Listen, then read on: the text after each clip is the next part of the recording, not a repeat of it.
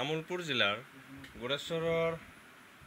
গোৰেশ্বৰৰ টেঙাজাৰ গাঁৱৰ ৰমেন কলিতা আৰু হিৰণ কলিতাৰ সুপুত্ৰ ভিপজুৰ কলিতাই যোৱা নীট পৰীক্ষাত অতি সুখ্যাতিৰে তেওঁ চিকিৎসা শাস্ত্ৰ অধ্যয়ন কৰিবৰ সুবিধা পাইছে। নীট পৰীক্ষাত স্থান লাভ কৰি আমি কলিতা জনগোষ্ঠী ছাত্ৰ সন্থাৰ তৰফৰ পৰা তেওঁৰ গৃহত উপস্থিত হ'লোঁ আৰু আমি অতিশয় সুখী। এই সুখৰ ভাগ আমিও ল'লোঁ আৰু তেওঁক আমি অভিনন্দন জনালোঁ। এটা কথা ক'ব লাগিব, দেউতাক এজন ব্যক্তিগত খণ্ডৰ শিক্ষক আৰু মাক তেওঁ শিক্ষয়িত্ৰী ব্যক্তিগত খণ্ডৰ শিক্ষানুষ্ঠান এখনৰ।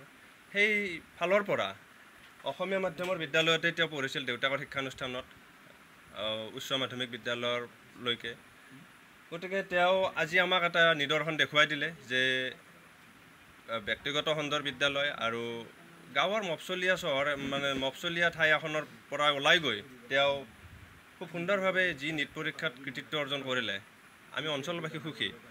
এতিয়া আমাৰ এটা আশা হ'ল এই গোৰেশ্বৰ অঞ্চলৰ পৰা, এই টেঙাজাৰ গাঁৱৰ দৰে এখন ঠাইৰ পৰা তেওঁ বহুত আগুৱাই যাওক। আমাৰ আশা থাকিব এই অঞ্চলবাসীৰ যেন তেওঁ অকল ঘৰখনৰে ব্যক্তি নহয় বা তেওঁ নিজৰ কাৰণেই নহয়, তেওঁ সমাজৰো এজন ব্যক্তি হয়।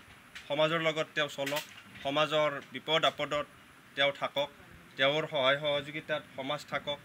আৰু আচলতে এনেকুৱা কৃতিত্ব অসমীয়া মাধ্যমৰ বিদ্যালয়ক বহুতে যদিও উপলুঙা কৰে, আমি কিন্তু ইয়াত নিদৰ্শন হিচাপে দেখা পালোঁ যে অসমীয়া মাধ্যমৰ বিদ্যালয়ৰ পৰা উচ্চ মাধ্যমিক বিদ্যালয় উত্তীৰ্ণ হৈ তেওঁ আজি এই স্থানত উপনীত হৈছে।